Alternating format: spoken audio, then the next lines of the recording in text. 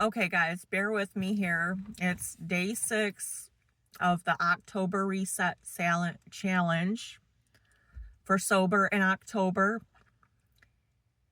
And I had a hard time trying to figure out what personal event I've had with alcohol that I wanted to share with you guys today. And it's almost midnight, and I'm driving home, and I remember this experience that I had at this place. A lot of you might recognize it. Um, I used to come here quite frequently. I would come up here alone. I'd come up here with friends. I'd come up here with my husband at the time. I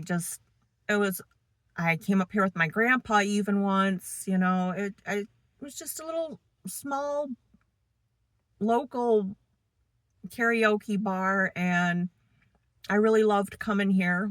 One time I came here with my husband, my mom, my aunt, and my uncle, and I started pole dancing on one of the columns, and the bartender told me I needed to stop because this is a family establishment, and she was going to have to kick me out if I didn't stop. um, I did stop, but years later, I came back here by myself one night, January or February of 2013, and I know this because I had just gotten hired at a factory in January 2013. And so I know it was January or February of 2013. Anyways, I came up here by myself, which, ladies, it's never a good idea to go to the bar by yourself. Don't do it. There are many social reasons it's not safe, and I'm going to tell you why here, because this is a really hard story for me to tell, and that's why I'm pointing at this bar and not at my face, because I'm crying thinking about it. I come up here. Oh God, I had a red pickup truck. I just thought I was so tough. I was so badass. I was a female with a factory job. I was on my own trying to make it in life. I wasn't on my own, but I was trying. And I had it in my head that I was going to have one shot, one beer, and I was going to sing one song, and then I was going to come home. And I came into this bar. God, I loved coming here. I used to love this place. And I sat down right next to the dance floor at one of the booths. And I started going through the book, trying to figure out what it was that I wanted to sing. And my drink came, and 2 guys came and sat with me.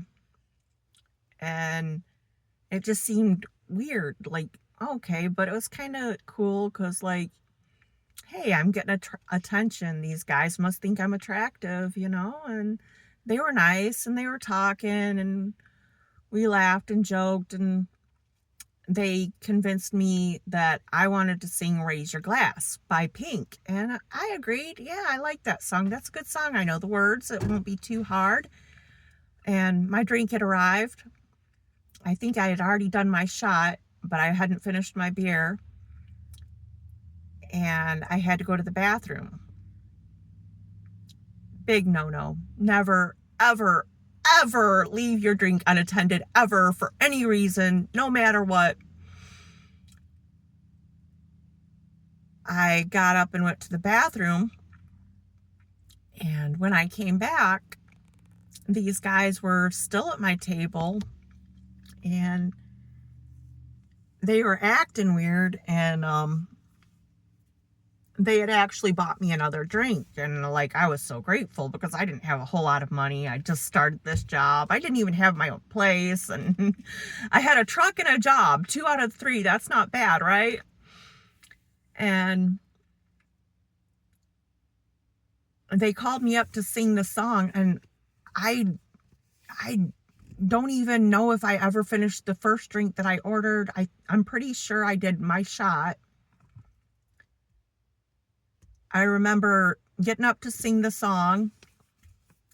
And then when I sat down, like, the room fluttered. And I looked around, and it was the same bartender that had threatened to kick me out years prior when I was acting strange. It was the people just, like, they started to move different. They started to move weird. And the next thing I know, I'm walking down the street. And I had no idea where I was walking. I had no idea where I was. I had one shoe. I don't know where my other shoe had gone. I didn't have a coat. I realized that my pants were undone. And I had no idea where the hell I was. I just woke up somewhere walking with one shoe in the snow. And I panicked, and I checked my pockets. Okay, I still have my wallet. Okay, I still have my keys. And I found my phone, and I had one of those old flip phones. And I had no idea who to call. I had no idea what to do. I could barely make out the words on my phone, the numbers on the buttons. I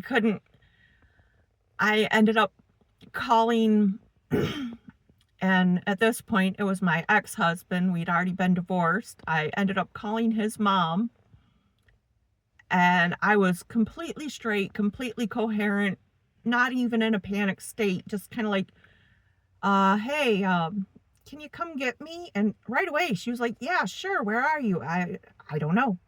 I had no idea where I was. Nothing looked familiar. I didn't know where I was coming from. I didn't know where I was headed. I just knew that I was walking down the street with one shoe on, and I didn't have a coat, and my pants were undone. And I quickly zipped up my pants, and my ex-husband's mom said, well, tell me where you are. Tell me what's by you. How does it look? Maybe I can help you. I got to be able to pick you up. I need to know where you're at. And I started looking around at different trees and light posts and buildings. And I started to describe the area to her.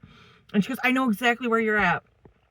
Hang on. And I was like, I don't know where I'm at. And in my head, I was like, if I don't know where I'm at, I need to keep walking because I will eventually get to somewhere that I recognize. And instantly she was there. It seemed like time just like warped, just like, I don't know what time it was. If it was midnight, it was suddenly 1 o'clock. I don't know. She was there that quick. It seemed like, and I got in the car. And I was in the back seat, and she says, well, where's your truck? I go, I don't know. She goes, well, where were you? I don't know. I don't remember where I was. I don't remember being at this place. And she says, what was the last thing that you remember? And all I could remember was U-Haul trucks and a fence. There was a building with U-Haul trucks, and there was light, and there was a fence, and I couldn't remember anything. And she remembered. She knew where I had been. She knew the place that I was describing. And she goes, okay, I know where that is. I know what you're talking about. And she had her daughter with her. And she drove to this place. I think it was a storage facility. And I looked up and I saw my truck, and I just started screaming, and I couldn't quit screaming. And I started crying, and I don't know what happened that night. I don't remember leaving the bar. I don't know how my truck got there. I don't know if I drove or the 2 guys that I met at the bar drove. I don't remember any of that.